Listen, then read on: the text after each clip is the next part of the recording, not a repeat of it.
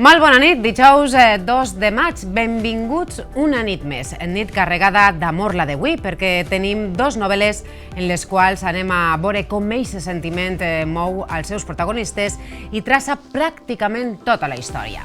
Però ara comencem i ho fem el programa d'avui amb una història en la qual tenen cabuda l'aventura, la reflexió i el record. Una novel·la que ens mostra com encara sabent que el final d'alguna cosa està per arribar, lluitem per això. I això és el que tracta de mostrar-nos Jesús Carrasco en la seva última novel·la, Elogio de las manos. Muy buenas noches, Jesús.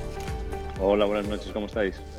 Pues yo encantada de saludarte. Antes de nada, enhorabuena por ese premio Biblioteca Breve 2024 con esta maravillosa novela Elogio de las manos, una novela en la que, como he dicho, tienen cabida la aventura, la reflexión, también el recuerdo, ¿no?, de todos esos sentimientos que tú practicas y pones y plasmas en esta novela.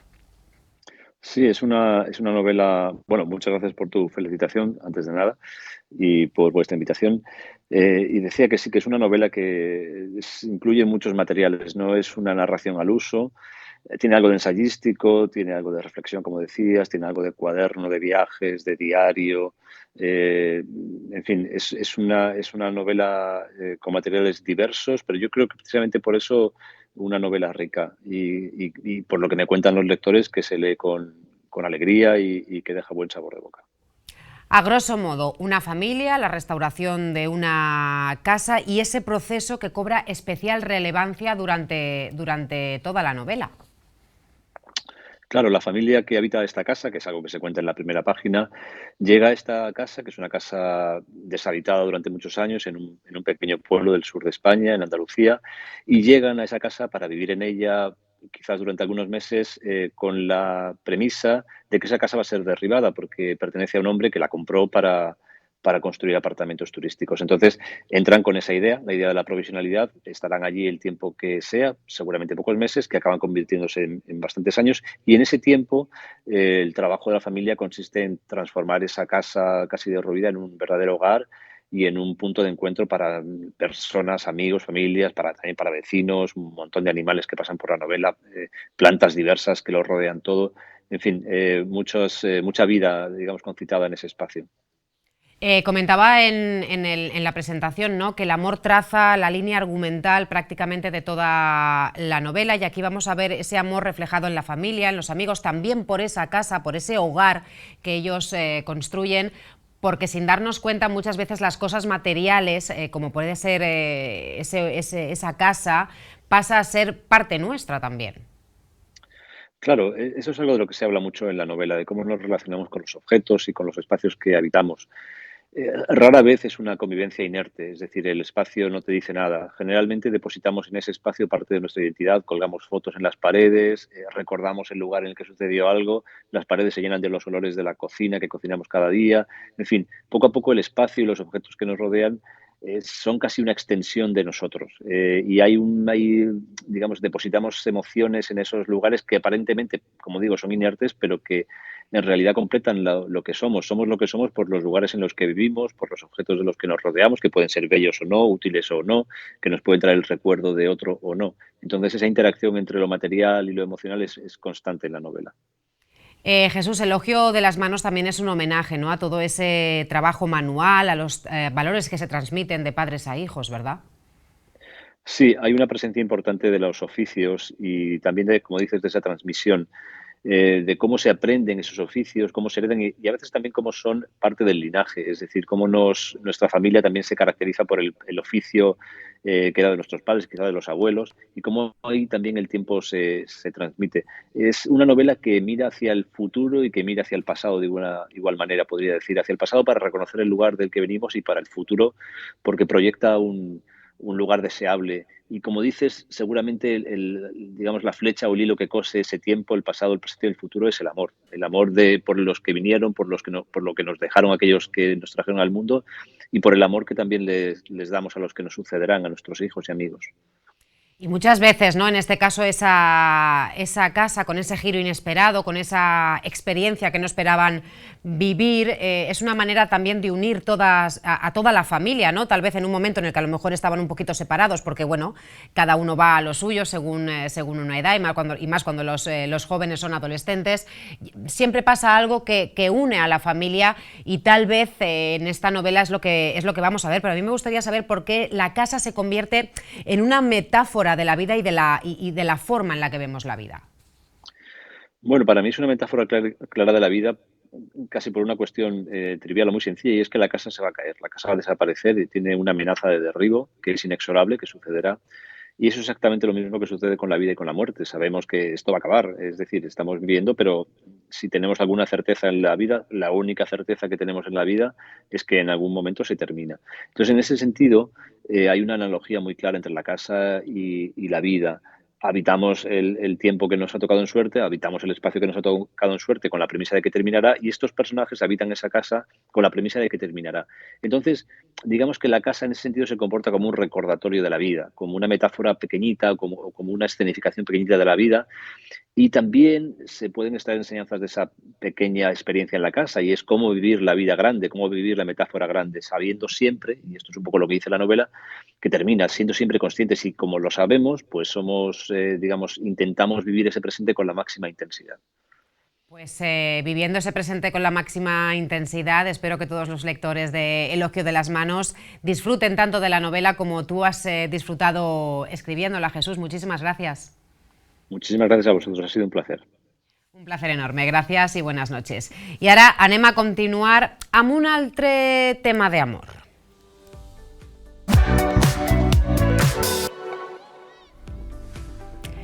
I ara anem amb el Premi Azorín 2024, La tierra bajo tus pies, una història d'amor que ens trasllada fins a l'Espanya de la Segona República, una Espanya que retrata la seva autora Cristina López y a la que tenim ja així amb nosaltres. Muy buenas noches, Cristina.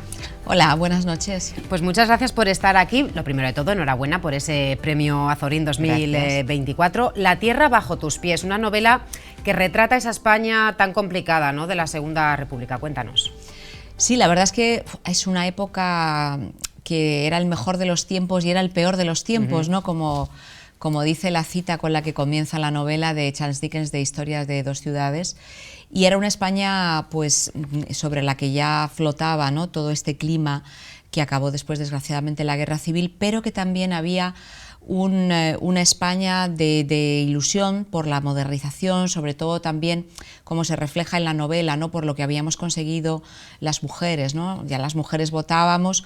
Katy Escalo, la protagonista de la novela, es una chica que pertenece a una burguesía, es cierto, a una clase como más privilegiada, muy sofisticada, pero que ya luchaba, digamos, porque la mujer se incorporase a la vida pública.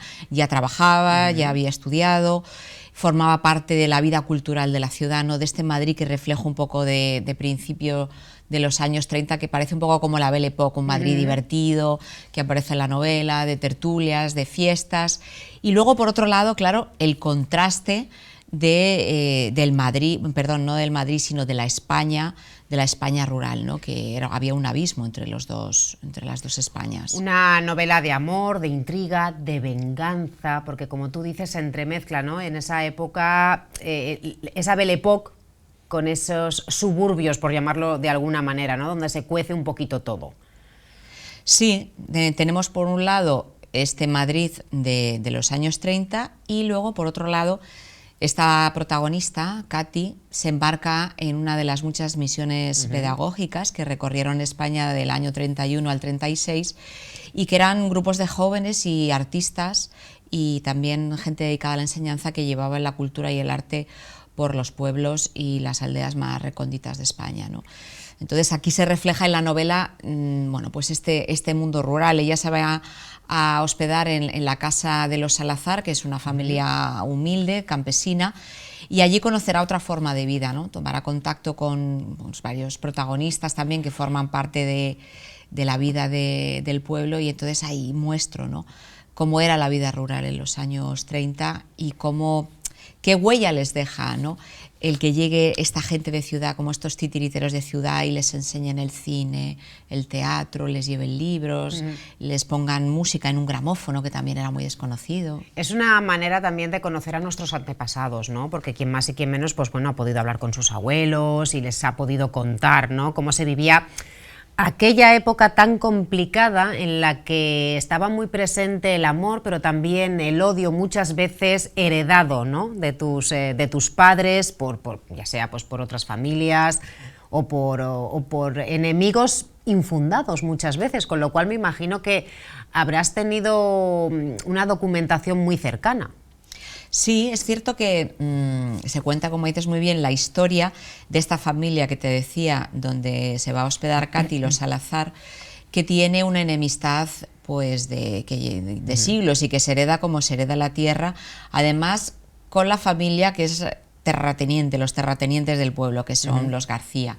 Y ahí, claro, lo utilizo desde el punto de vista de la ficción para crear una historia pues de venganza entre ellos, de odio. Hay una desaparición en la que Katy también se ve involucrada, ¿no? Entonces, respecto a la documentación que me decías, fíjate, aquí mi padre, que tiene 91 años, pues he recogido varias cosas, ¿no?, que él me contó, que aunque él es madrileño, ¿no?, y siempre ha vivido en Madrid, pero veraneaba en un pueblo donde su tío era alcalde, que entonces no había ni carretera.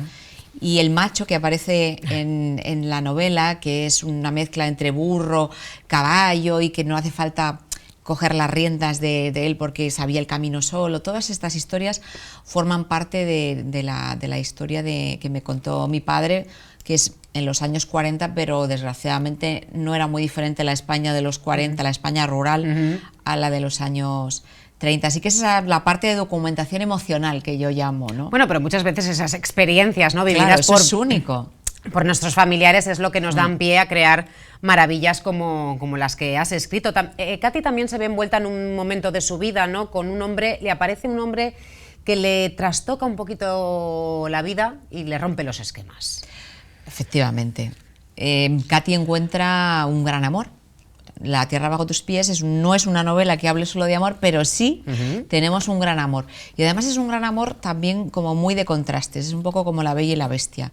Esta Katy sofisticada que de repente se encuentra este hombre que no solamente no vive en el pueblo, sino que vive en el monte. Y es un hombre como que está un poco más outsider aún todavía, ¿no?, digamos, del pueblo, y que la va a enseñar pues lo que es la naturaleza, la va a enseñar otra forma de vida, ¿no? Y entonces en un principio es esta parte que llama más a un lado más como más primitivo, más atávico, más pasional, pero que luego es un hombre también muy, muy sensible, ¿no? Y habla también la novela de ese poder transformador del amor y de encontrar un punto común, ¿no? Katy se va a acercar a su mundo y él se va a acercar al mundo de Katy. A ver, es un poco, ¿no?, Pasión de Gavilanes, ¿no? Sí. Como esa señorita de ciudad, esa señorita refinada con sus costumbres, con esa educación exquisita, se encuentra a alguien que le rompe los esquemas. Y lo que tú dices, se encuentran en un momento y cada uno pone un poquito de su parte y se dan cuenta que no son tan diferentes, porque al final es lo que tú dices, ¿no? Ya no es tanto la llamada primitiva del ser humano, sino encontrar ese punto de equilibrio entre los dos que nos acerque. Justamente Katy es un personaje que te has inspirado en Victorina Durán. Sí. A mí me gustaría saber por qué te inspiras en ella, ¿no?, para crear este personaje, por decirlo de alguna manera. Mira, yo no la conocía, pero documentándome, buscando libros sobre las misiones pedagógicas, aparece la biografía de esta mujer en una publicación de la Residencia de Estudiantes y a mí me fascina. Ella estudia en la Escuela de Bellas Artes de San Fernando, igual, vamos, Katy igual que ella, mejor dicho, ¿no?, porque es la inspiración. Es figurinista, escenógrafa, luego le hace los decorados a Margarita Sirgu.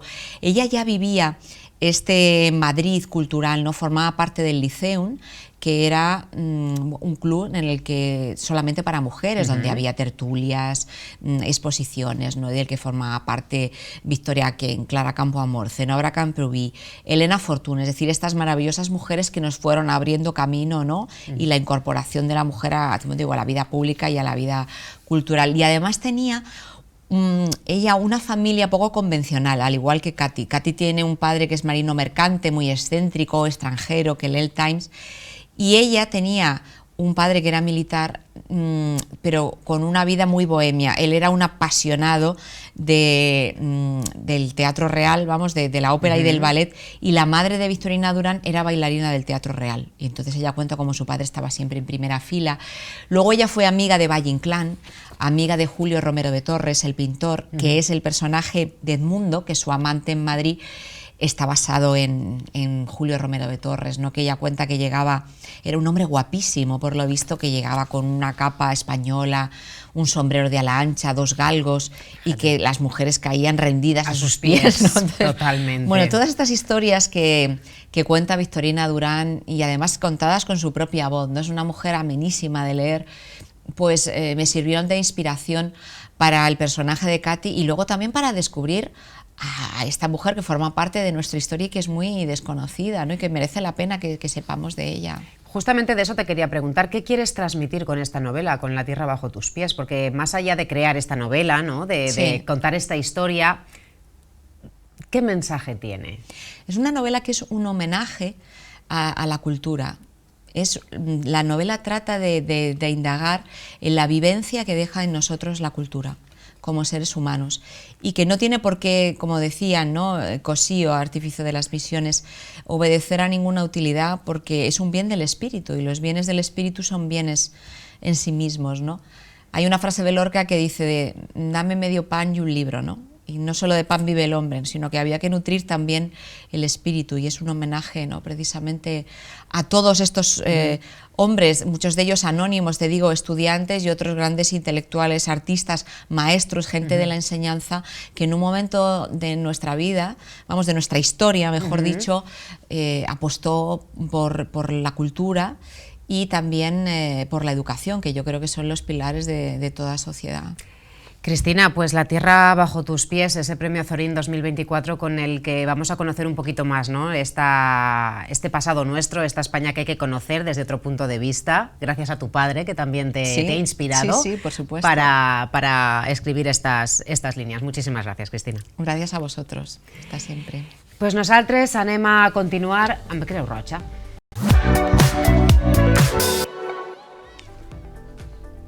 La preparació davant desastres es torna imprescindible en l'actualitat, així ho consideren també Creu Roja i Zurich Seguros, que juntament amb la Federació Internacional de la Creu Roja i de la Mitja Lluna Roja i Zeta Zurich Foundation uneixen forces per a reforçar la resiliència de la població davant esdeveniments de caràcter climatològic, per a preparar a la població davant desastres com els que provoquen les inundacions i les onades de calor, perquè es minimitzen les conseqüències. Per això, per a conèixer en què consisteix el projecte i quines actuacions s'estan realitzant a València, comptem avui en el programa amb Esther y amb Tamia. Muy buenas noches, chicas. Hola, buenas noches. Muchísimas gracias por acompañarnos y por hablarnos de este proyecto, ¿no? que estáis realizando juntamente con Zurich Seguros, también con la Media Luna Roja. Los fenómenos meteorológicos siempre causan estragos, ¿no? Y más no están previstos, con lo cual tienes que tener un plan de actuación, ¿no? Para saber cómo actuar. Pero a mí me gustaría saber en qué se va a centrar justamente en Valencia. Ajá.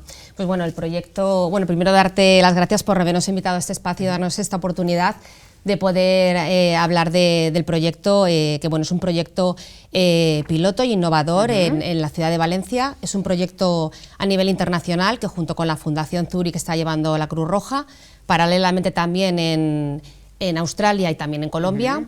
Y aquí en España nos vamos a centrar en las ciudades de Madrid y de Valencia, Madrid con olas de calor y Valencia con olas de calor e inundaciones. Sí, porque Valencia ahora justamente, parece que hoy el tiempo está más tranquilo, ¿no? Pero sí que hemos estado con esas terribles inundaciones que, bueno, pues nunca se sabe, ¿no? Cuándo se van a producir y esas olas de calor que en Valencia también se dan, en Madrid muchísimo más, pero también hay que estar prevenidos. Pero a mí me gustaría con qué colectivos y con qué entidades estáis colaborando para realizar este proyecto. Pues bueno, como tú comentabas, sí que esos eventos climatológicos vienen como de repente, pero sí que es verdad que a día de hoy podemos estar preparados. Y este proyecto trata sobre eso, de preparación frente a esos eventos climáticos que podemos estar prealertados. ¿Con qué colectivos vamos a trabajar? Bueno, siendo Cruz Roja, pues efectivamente con los colectivos más vulnerables, ¿vale? Pero sobre todo también trabajamos mucho el trabajo comunitario y en red, con otras entidades, tanto en este caso, por ejemplo, tenemos acuerdos con 4 centros educativos de los distritos de intervención donde se va a llevar el proyecto, también con la Universidad Popular, trabajamos con ellos conjuntamente para todo el tema de talleres y de espacios, con asociaciones vecinales, súper importante la colaboración vecinal, porque es un trabajo muy comunitario y un trabajo muy de red, muy de tejer redes. Y justamente ahí entráis vosotros, los voluntarios. Tamia, muchas gracias por venir. A mí me gustaría que me contaras, ¿no?, qué actividades soléis llevar a cabo. Bueno, ya es la segunda vez que vengo, ahora estoy como referente del proyecto como voluntaria y las actividades que vamos realizando sobre todo es sensibilización. Estamos finalizando el cierre del proyecto Mi Funda de Almohada, que se hacen actividades de sensibilización, prevención ante los eventos meteorológicos con los niños y niñas del 5º grado, del 5º año, en los EIPs de la ciudad de Valencia. Esa es una de las áreas del proyecto y las otras actividades que hacemos es talleres de sensibilización en las universidades populares de la Comunidad Valenciana, en este caso de Valencia. Estamos impartiendo talleres sobre el sistema de alerta temprana y qué planes de emergencia para la población en general. Me imagino que vosotros, los voluntarios, también habréis tenido que pasar, ¿no?, por una formación para poder realizar todo este tipo de charlas y toda esta formación que realizáis. Sí, realizamos realmente bastantes talleres desde el inicio del proyecto, que es con la convocatoria. Iniciamos primero con estas píldoras informativas de qué es una ola de calor, qué es una inundación. También hubo un contexto y un estudio primario sobre qué sucedió en Valencia, sobre todo para el voluntario que no solo es de Valencia, sino de poblaciones latinoamericanas. Entonces conocer lo que sucedió en la riada, también luego el sistema de alerta, también el Urban Climate Resilience Program, que es el proyecto en sí, saber cómo funciona, en qué países está. Posteriormente también la protección de datos, porque tuvimos que estar en el proceso de una línea base para saber cómo arrancar. Entonces, de proyectos, de informaciones, seguimos en constante fortalecimiento porque trabajamos con la población. A esto también habilidades sociales, resolución de conflictos. Realmente el voluntario que desea venir acá está en constante formación. Esther, tenéis una amplia programación para mayo y junio, pero a mí me gustaría que me dijeras concretamente. Pues bueno, sobre todo como comentaba Tamia, ahora estamos muy focalizados en todo el tema de talleres dirigidos a la población, principalmente planes, cómo elaborar un plan familiar de emergencia. Es algo que aquí en España no es algo que estuviera implantado y que sí que es algo novedoso que se ha tenido muy buena acogida por parte de la población. Luego el sistema de alerta temprana, en este caso el sistema de alerta temprana de Cruz Roja, donde puedes recibir notificaciones conforme venga un evento climático y sobre todo primeros auxilios básicos. Ese tipo de talleres son los que tenemos y luego tenemos muchas actuaciones en calle. Para este próximo sábado tenemos el Día Mundial del Comercio Justo, que se celebra en la Plaza de la Reina, donde Cruz Roja va a participar con un stand con nuestro proyecto de resiliencia climática. La semana que viene estaremos en el barrio de Nazaret con el Día del Medio Ambiente y del Libro. Y también estaremos con otro stand con resiliencia climática y haciendo un mapeo climático de los recursos de la zona. Justamente por eso, ¿no?, ahora que queda muy poquito ya para verano, me imagino que ya estáis empezando a preparar, ¿no?, todas esas medidas de prevención de cara a esas olas de calor, que no creo que tarde mucho la Comunidad Valenciana en sufrir la primera. Pues sí, efectivamente. Sobre todo vamos a desarrollar acciones enfocadas pues, para que la población, cuando llegue esa emergencia, que en este caso son esas olas de calor, ya vaya preparada, sepa cómo actuar y entonces el impacto se reduzca. Esa es un poco la base, es la base de nuestro proyecto. Realmente es preparar a la población para cuando llegue ese impacto, que lo conocemos, cuando venga esa emergencia, que la cual la tenemos localizada, en este caso son las inundaciones, las posibles danas o las olas de calor, esa población ya esté preparada para que el impacto en su persona y en sus bienes y en su barrio sea menor y la capacidad de recuperación sea mucho más rápida. Eso en cuanto a las olas de calor, pero Tamia, en cuanto a las inundaciones, si alguno de nosotros sufriera una inundación, ¿sabríamos cómo actuar? ¿Sabríamos qué es lo primero que tenemos que coger? Por sentido común, la población y en los estudios que pudimos realizar, la población sabe por sentido y por común, lo digo obviando la implicación del suceso, tenemos una idea. Sin embargo, este proyecto lleva a cabo, como está en otros países del mundo, ha sido nutrido y ahora con este proyecto está sensibilizando a la comunidad. Y yo creo que podría responder que cualquier población de aquí sabría qué hacer. Sin embargo, claro, perdona. Sin embargo, el situarte en un contexto, porque Valencia sufrió una inundación, hay un pasado histórico, ¿no? Pero con este proyecto lo que estamos recabando es poblaciones nuevas, población infancia o jóvenes que en esta marcha se han ido olvidando de algo que estaba latente, ¿no? Con lo cual me imagino que cuando acabáis todas esas charlas, me imagino que el impacto es positivo, ¿no? Me imagino que salís muy satisfechos de cómo ha calado el mensaje en todas esas personas. Sí, sobre todo es vital en el proyecto con la infancia, con 5º año educativo en los CIPs, porque son estos niños, o en las UPs, la población mayor, que son estos grupos vulnerables, son estos mensajeros de la resiliencia climática, la sensibilización, y son nuestros portavoces de, mira, en una inundación podemos hacer esto, o en la ola de calor, mamá, papá, creo que el aire acondicionado o en este caso el ventilador podría, o bajamos las persianas. Son una ramificación, ¿no? Son nuestros próximos agentes de cambio. Con lo cual yo me imagino que estaréis súper satisfechas del buen trabajo que realizáis desde Cruz Roja. Ese mensaje cala en toda la población, porque nunca está de más saber cómo actuar frente a una inundación, porque si algo nos ha quedado claro en todo este tiempo es que no podemos dar nada por supuesto en esta vida en cuanto a meteorología, porque cuando nos pensamos que todo está normal, viene una ola de calor, viene una inundación, viene un fuego y acaba con todo lo que teníamos ordenado en nuestra cabeza. Tamia, Esther, muchísimas gracias por estar con nosotros hoy aquí para hablarnos siempre de esos maravillosos proyectos que realiza Cruz Roja para sensibilizar a la población y para ayudar a todas las personas. Así que muchísimas gracias. Antes de irme, Penélope, te queríamos dar, pues bueno, para que tú puedas montarte tu propio kit de emergencia de respuesta básica. Oye, muchísimas gracias. Empezamos con esta pequeña mochila y con lo que va en su interior para que puedas construir tu propio kit de respuesta. Oye, pues muchísimas gracias a Cruz Roja por todo lo que hacéis, y muchas gracias también a Zurich Foundation y a la Media Luna Roja, que también colaboran con vosotros en este maravilloso proyecto. Bé, fins així el programa d'avui. Ja veuen, amb tot este amor ens anem i donem la benvinguda al mes de maig. Tornem la setmana que ve, així que gaudisquen i siguin feliços. Adéu.